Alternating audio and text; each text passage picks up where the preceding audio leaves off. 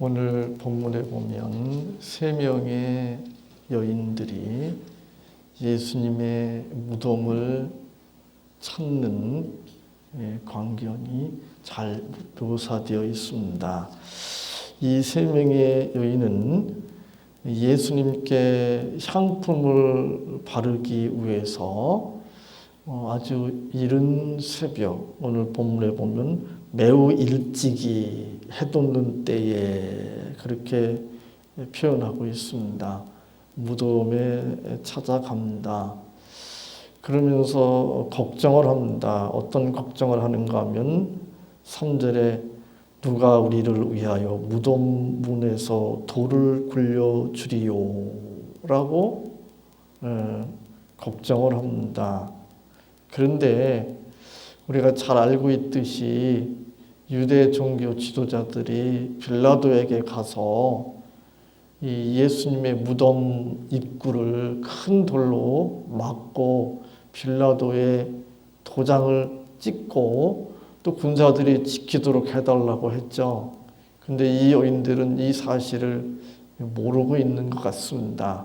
하여튼 예수님을 장사 지낼 때에 시신에 향품을 제대로 바르지 못했기 때문에 이제 이 여인들이 예수님께 향품을 다시 정성껏 바르기 위해서 그 향품을 준비해 가지고 왔습니다.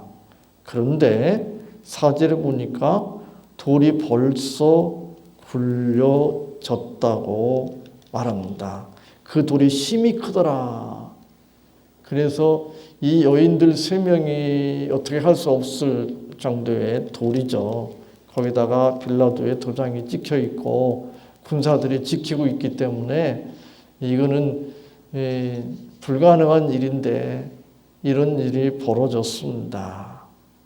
여인들이 5절에 보니까 무덤에 들어갑니다. 그런데 예상치 않게 흰 옷을 입은 한 청년이 있어요. 물론 천사죠. 이 광경 앞에서 여인들은 깜짝 놀라죠. 그리고 6절에 보면 청년이 이르되 놀라지 말라. 너희가 십자가에 못 박히신 나사렛 예수를 찾는구나. 그가 살아나셨고 여기 계시지 아니하니라. 보라 그를 두었던 곳이니라. 라고 말합니다. 그 3명의 여인들이 어떤 마음을 가지고 있었을까? 전혀 예상치 못한 일들이 일어났죠. 예수님의 시신이 그대로 있을 거라고 생각했습니다. 근데 시신이 없습니다. 돌을 누가 굴려줄 수 있을까? 그러고 있었는데 돌이 이미 굴려져 있었습니다. 무덤에 들어가니까 천사가 있습니다. 전혀 예상하지도 않고 기대하지도 않고 그런 일들이 벌어진 상황 가운데 이 여인들은 상당히 당혹스러웠을 것으로 여겨집니다. 물론 성경이 그것을 설명하지는 않지만 충분히 그렇게 짐작해 볼 수 있습니다. 그리고 이제 이 여인들이 제자들에게 예수님의 부활 소식을 전하죠. 베드로와 다른 제자가 또 와서 확인도 하죠.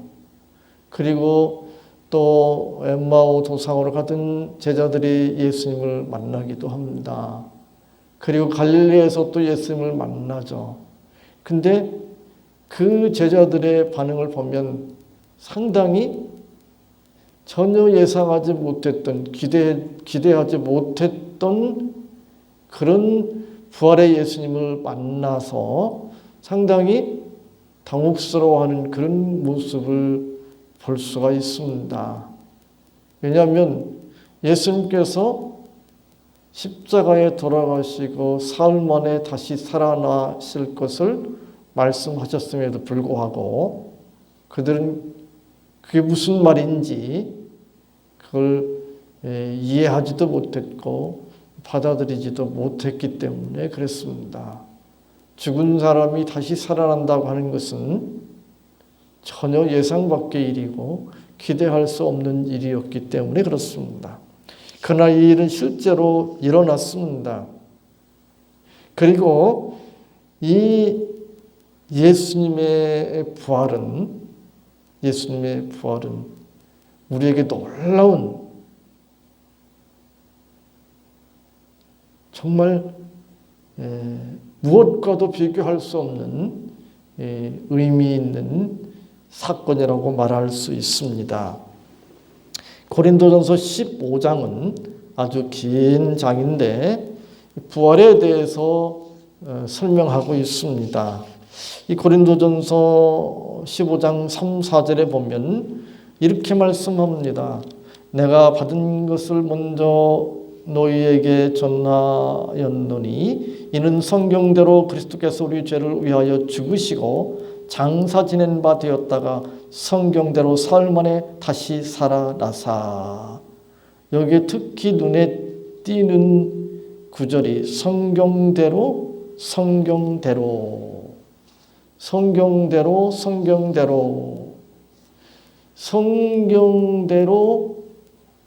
다르게 말하면 성경에서 예언된 대로 또 성경에서 약속한 대로 예수님께서 십자가에서 우리의 모든 죄를 대신 지시고 또 사흘 만에 부활하셨다.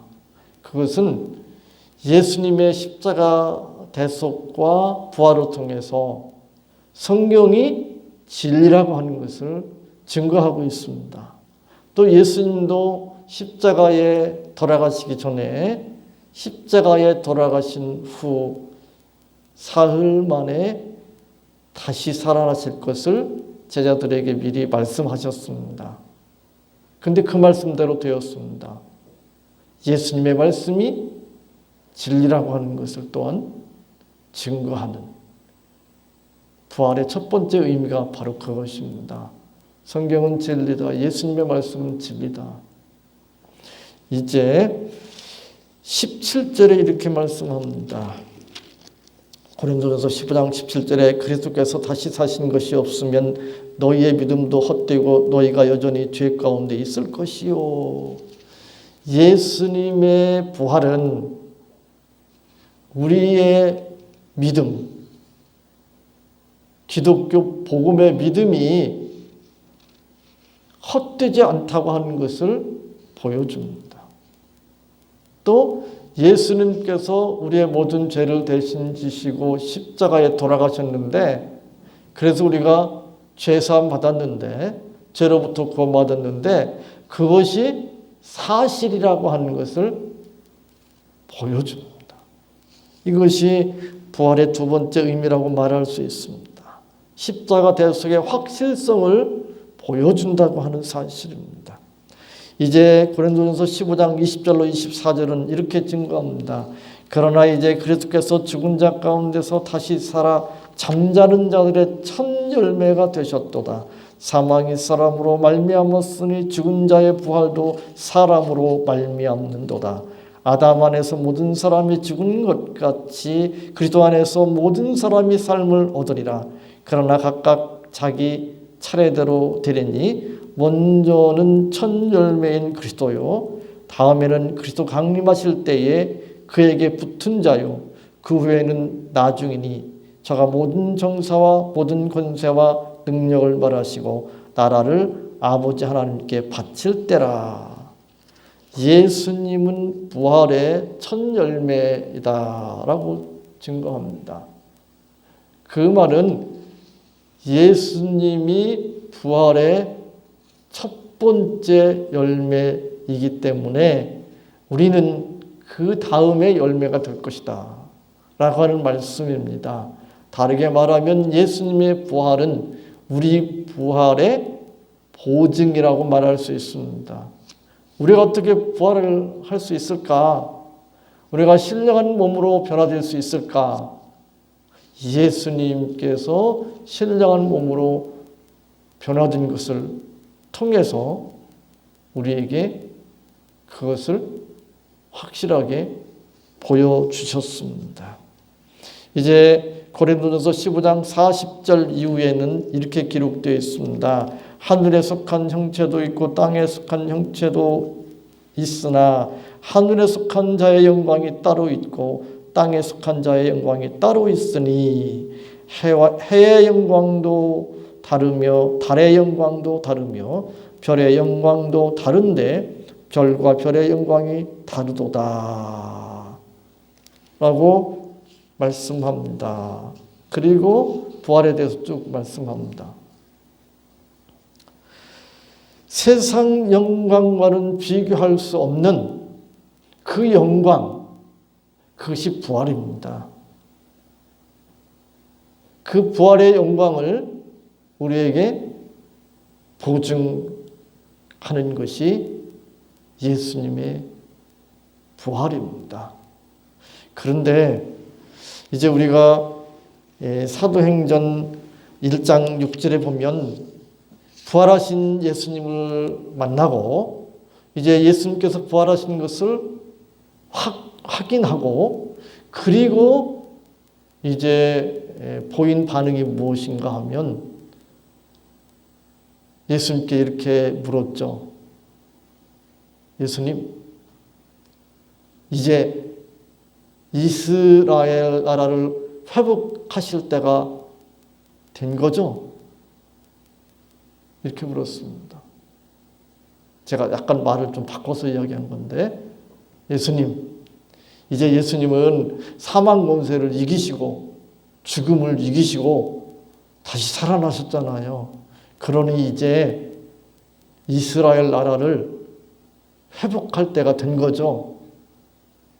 로마를 쳐부수고 이스라엘이 세계를 지배하는 과거의 다윗 왕국과 같은 그런 나라를 세우실 때가 된 거죠.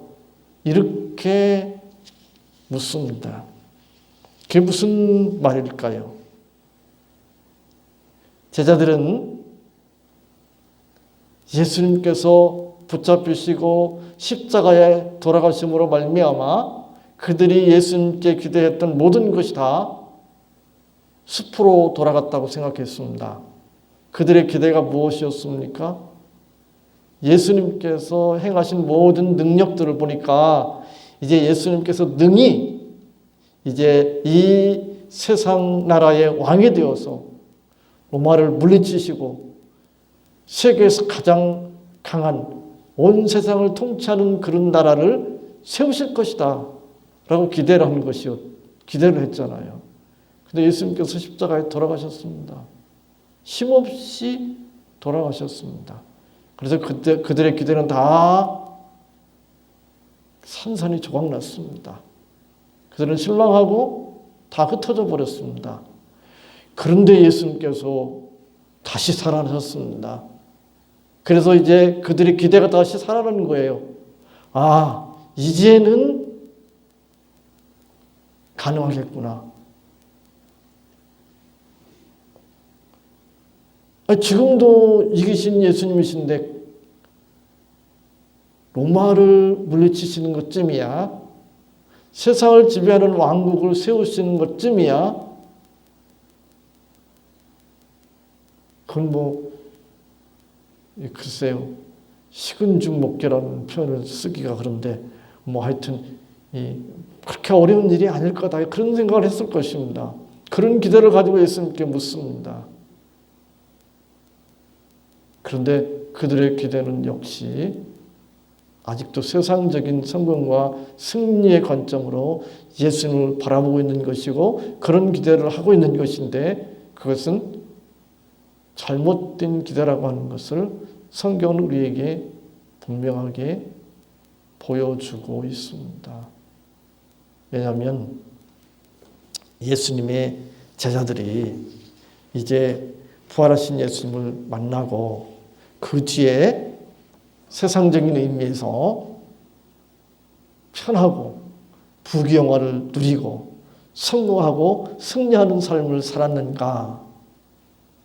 아니라고 하는 사실을 성경을 통해서 우리는 분명히 알 수 있습니다. 그들은 말할 수 없는 핍박을 받았습니다. 고난을 당했습니다. 투옥이 되기도 하고 유배를 가야 됐습니다. 가룟 유다를 뺀 나머지 제자들 다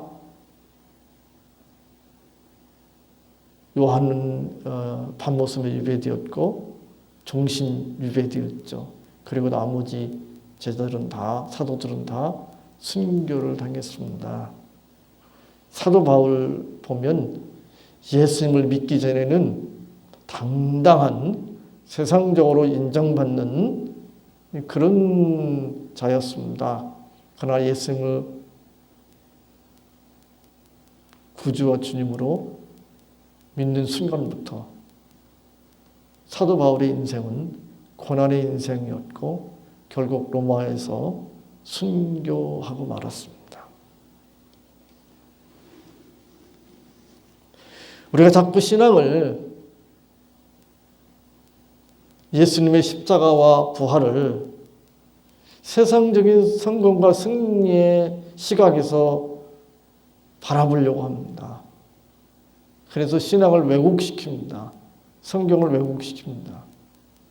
근데 그것을 사람들은 그렇게 심각하게 생각하지 않습니다. 그것에 대해서 그렇게 크게 양심의 가책을 느끼거나 그것이 그렇게 큰 죄인가 이렇게 생각하지 않습니다. 다르게 말하면 제가 자꾸 지적하고 있는 기복신앙에 대해서 그게 그렇게 잘못된 걸까? 그게 그렇게 책망받을 일이고 그게 그렇게 큰 죄인가? 이런 생각을 별로 안 합니다. 그죠? 그것이 정당하다고 생각하는 사람도 많을 뿐만 아니라 그런 것에 대해서 크게 문제 삼지 않습니다. 우리 교회가 속한 그 대한예수교 장로의 합동 아주 보수적인 성경적이고 보수적인 그런 개혁교회라고 자부심을 가지고 있잖아요. 그런데 제가 이런 그 문제를 가지고 논문을 발표한 적이 있는데 그 당시에 청신대학교의 강사로 있었던 분이 제 논문에 대해서 논평을 했습니다. 지금은 칼빈 대학교 교수로 있는데 뭐 똑똑해요. 유학 갔다 오고 똑똑하고. 근데 제가 그런 그 논문을 발표하니까 어떤 이야기를 하는가 하면 그래도 세상적인 성공과 승리 이걸 우리가 좀 생각해 봐야 되는 거 아니냐. 그것도 우리가 신앙으로 추구할 수 있는 것이고 그게 그렇게 뭐 나쁜 것이냐 이렇게 이제 논평을 하더라고요. 그게 제가 또 한참 이야기했는데 이게 그 사람도 배울 만큼 배웠고 박사학위 받았고 더군다나 외국에서 유학 갔다 오고 괜찮은 학교 나오고 청신대에서 그때 그 강사로 전임 강사로 있었고 지금 뭐 조교수라고 지금들은 얘기하죠. 전임 강사라는 그런 표현이 없어지고 그러니까 저는 그때 교수도 아니고 뭐 박사학위만 받았을 때니까 제 그 논문에 대해서 논평은 대개 논문 발표한 사람을 논평하는 그 교수들은 대개 이제 더 좀 권위 있는 사람들이 논평을 하거든요. 그러니까 논평을 아무나 할 수 있는 게 아니잖아요. 그죠? 어떤 논문에서 논평을 하니까 제가 얘기하는 거에 대해서 이렇게 그러냐고 이렇게 받아들이기가 어렵겠죠. 자기 체면도 있고 위치도 있으니까. 그렇긴 하지만 제가 그때도 참 마음이 답답했습니다. 왜 그럴까? 그럼 이게 그렇게 심각한 문제인가라는 것에 대해서 제가 전에도 한번 수요 예배 때 말씀을 드렸는데 출애굽기 32장에 있는 말씀 가지고 한번 제가 설명을 하겠습니다. 출애굽기 32장에 보면 이스라엘 백성들이 애굽을 나올 때에 그냥 빈손으로 나온 게 아니죠. 기중품 가지고 나왔습니다. 금폐물 가지고 나왔어요. 우리도 그런 상황이 되면 그거 챙기겠죠. 그리고 또 하나는 이제 식량을 챙겼죠. 우리가 전쟁 나서 피난 간다 그러면 제일 챙길 게 그거밖에 더 있어요. 금폐물하고 뭐 현금 있으면 그때는 뭐 그런 현금 사용할 때가 아니니까 현금 있으면 현금하고 금폐물을 챙길 테고 그 다음에 중요한 게 뭐죠? 식량이죠. 식량 먹을 거 당장 당분간 먹을 식량은 챙겨야 되니까 그거 챙겨가지고 나왔습니다. 근데 저렇게 32장에 보면 모세가 율법을 받기 위해서 시내산에 올라가죠. 그런데 시간이 오래 걸리는 거예요. 그래서 아론을 앞세워가지고 자기들이 귀하게 여기는 가장 귀하게 여기는 금폐물이에요. 지금이나 예전이나 금폐물은 귀하잖아요. 그걸 아낌없이 내놓습니다. 뭐 만들기 위해서? 하나님을 상징하는 그런 형상을 만들기 위해서. 이거 쉬운 이야기 아닙니다. 여러분들 같으면 그게 쉽겠어요? 쉽지 않습니다. 뭐 결혼 반지, 무슨 결혼할 때 한 목걸이 반지, 아이들 돌 때 받은 거 이런 거잖아요. 무슨 몇 주년 기념해서 이렇게 선물 받고 남편한테 아내한테 이런 것들 다 의미 있고 비싼 건데 그 내놓는 게 쉽습니까? 누구를 위해서 내놨어요? 하나님을 위해서 내놓았어요. 얼마나 가상한 일에 인간적으로 보면. 거기다가 송아지 형상, 송아지가 조그만 게 아니고 가장 그 힘이 셀 때 그 젊은 소를 의미하는 거예요. 그 송아지가. 왜냐하면 그 소가 힘이 있다고 하는 상징이었거든요. 그때 당시에 힘의 상징. 그리고 번식, 번영의 상징이었습니다. 하나님이 그런 분이라는 거잖아요. 하나님은 능력 있는 분이라는 거잖아요. 하나님은 세상에 생사를 주관하시는 분, 번영을 가져다 주실 수 있는 분이다. 그런 믿음의 고백이에요. 얼마나 귀한 고백입니까? 근데 그게 하나님께서 볼 때는 하나님을 아무리 세상에 귀중한 금폐물 가지고 표현한다고 하는데 표현이 될 수 있습니까? 하나님의 입장에서 보면 그건 정말 아무것도 아닌 거잖아요. 쓰레기 같은 것에 불과합니다. 하나님께서 보실 때는. 하나님은 그런 걸로 상징한다는 건 말도 안 되는 거예요. 소가 힘이 있으면 얼마나 힘이 있고 번식력이 있으면 얼마나 번식력이 있고 그렇습니까? 그럼 어떻게 하나님께 비유할 수가 있습니까? 말도 안 되는 거죠. 그러니까 아무리 인간이 귀하게 여기는 것으로 또 인간이 또 대단한 것으로 생각하는 그런 걸 가지고 하나님의 형상을 만든다고 하더라도 그것은 하나님을 왜곡시키는 것입니다. 그러니까 그거는 하나님의 진노를 불러일으킬 수밖에 없는 것이고 하나님께서 이스라엘 백성들을 다 멸하시겠다고까지 말씀하셨잖아요. 아브라함에게, 모세에게, 자꾸 딴소리 하는데 모세에게. 바로 그거예요. 세상적인 성공과 승리라고 하는 시각을 가지고 자꾸 하나님을, 예수님을, 성경을 그렇게 보면 이건 하나님의 진노를 불러일으킬 죄입니다. 그건 멸망받을 수밖에 없는 죄예요. 그래서 제가 이 문제를 계속 이야기했잖아요. 특별히 고난중한 새벽기도회 때 그걸 말씀드렸습니다. 예수님의 십자가 대속도 그렇고 예수님의 부활도 마찬가지입니다. 부활복음이라고 해서 또 아주 인기 있잖아요. 춘천의 한마음교회. 거기에 목사님들도 잔뜩 모여가지고 신학자들도 잔뜩 모여고 세미나 일기부터 쫙 해가지고 거기 가서 배워요. 이제는 십자가 복음이 아니라 부활 복음이다. 그 십자가 고난 그 슬픔 그런 건 생각할 게 아니고 이 죽음을 이긴 성공, 승리, 번영의 부활 복음, 그걸 따라야 된다. 다 세상적인 시각으로 세상적인 성공과 승리의 관점에서 부활을 해석하고 있는 거잖아요.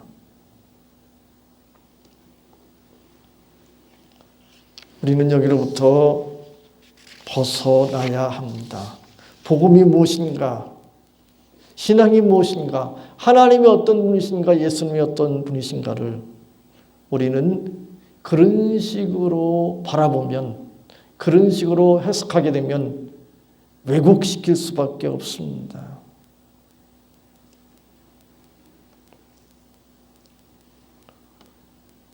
제가 늘 말씀드리지만 사도들 하나같이, 그리고 성경에 나오는 선자들, 하나님의 신실한 선자들 하나같이, 그리고 우리 믿음의 선배들, 히브리서 11장에 증거되고 있는 우리 믿음의 선진들 하나같이 어떤 삶을 살았습니까? 믿음 때문에 세상적인 성공과 승리를 누렸습니까? 세상적인 부귀영화를 누렸습니까? 아니었습니다. 근데 세상적인 성공과 승리를 누리지 못했는데, 부귀영화를 누리지 못했는데도 왜 그 길을 갔습니까?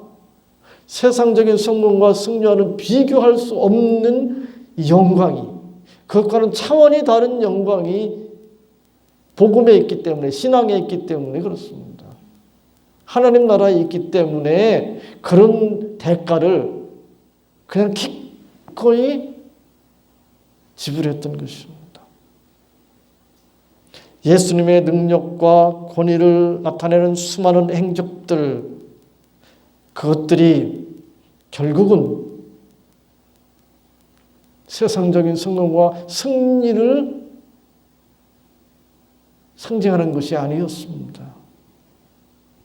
그런 것과는 전혀 상관이 없었습니다.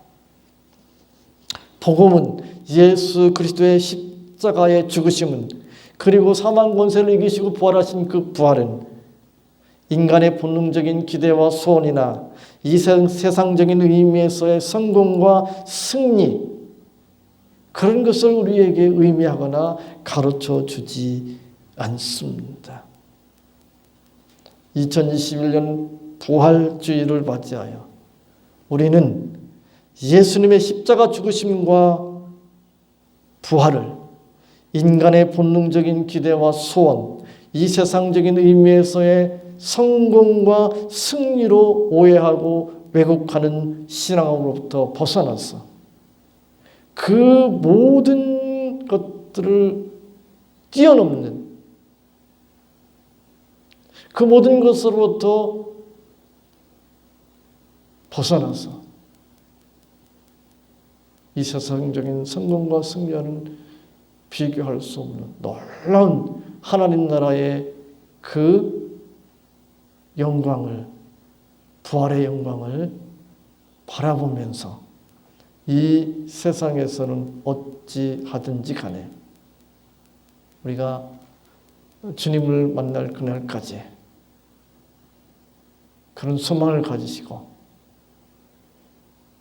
어떤 힘들고 어려운 상황, 어떤 대가를 지불할지 모르는 그런 상황 가운데서도 끝까지 믿음을 지키시고 복된 인생 사시기를 바랍니다. 하나님 감사합니다. 오늘 부활주의를 맞이하여 부활이 어떤 의미로 저희들에게 다가올 수밖에 없는지 하나님의 말씀을 살펴보게 하시고 또 저희들의 삶을 되돌아보게 하시니 감사합니다. 이 세상적인 성공과 승리와는 비교할 수 없는 하나님 나라의 영광을 예수님의 부활을 통하여 바라보게 하시니 감사합니다. 예수님과 같이 신령한 몸으로 변화될 것을 소망 가운데 바라보게 하시니 감사합니다.